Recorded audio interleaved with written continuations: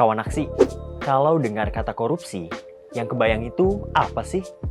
Uang, koper, atau tumpukan cash? Padahal, korupsi itu nggak selalu soal uang tunai loh. Dalam banyak kasus, yang diambil itu bukan cuma uang yang langsung kelihatan, tapi bisa dalam bentuk lain, yang justru lebih halus dan lebih luas kerugiannya.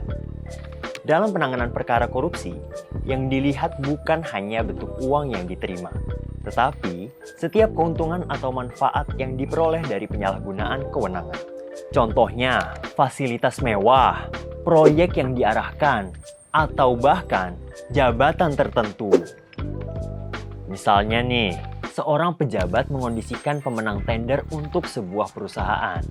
Sebagai imbalannya, dia bisa jadi nggak menerima uang secara langsung. Tapi, bisa juga berupa liburan mewah, kendaraan mahal, atau posisi strategis untuk orang terdekatnya. Secara kasat mata, nggak ada uang berpindah tangan. Tapi secara hukum, itu tetap bisa dikategorikan sebagai tindak pidana korupsi. Karena dalam penegakan hukum, yang dilihat adalah bentuk keuntungan yang berkaitan dengan tindak pidana.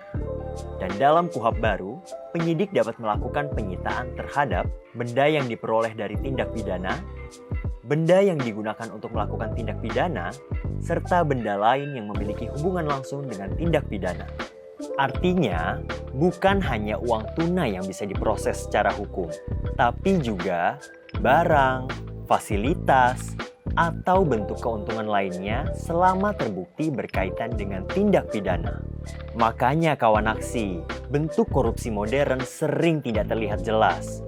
Bukan hanya terbatas dapat uang berapa, tapi lebih luas dapat keuntungan apa aja. Korupsi itu bukan cuma soal uang yang hilang, tapi juga soal penyalahgunaan wewenang untuk dapat berbagai macam keuntungan. Dan semua itu bisa banget bikin kamu jadi objek penegakan hukum.